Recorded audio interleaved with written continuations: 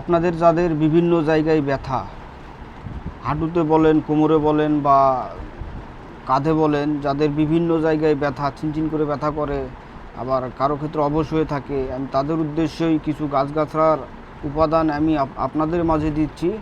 আপনারা অবশ্যই প্রয়োগ করে দেখবেন। আশা করি আপনাদের ভিডিওটা ভালো লাগবে, পুরোপুরি ভিডিওটা দেখবেন।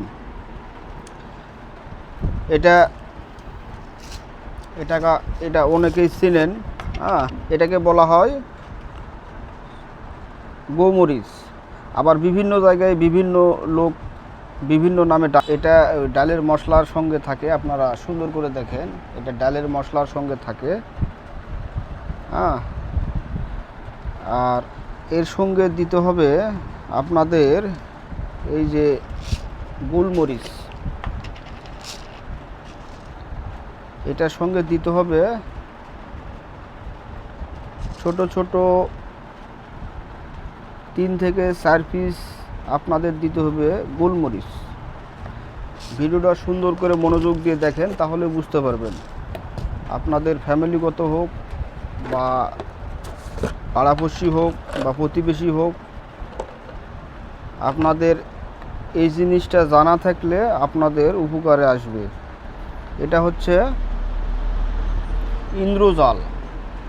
ইন্দ্রজাল গাছের ছাল। এই যে দেখেন, সুন্দর করে দেখেন, এটা হচ্ছে ইন্দ্রজাল গাছের ছাল। এই মুহূর্তে গাছটা আমার কাছে নাই, আমি ওই গাছ নিয়ে আপনাদের মাঝে পরবর্তীতে ভিডিও আপলোড দিয়ে দিব আশা করি। তো এই তিনটা উপাদান একত্রিত করে সুন্দর করে পেস্ট করবেন।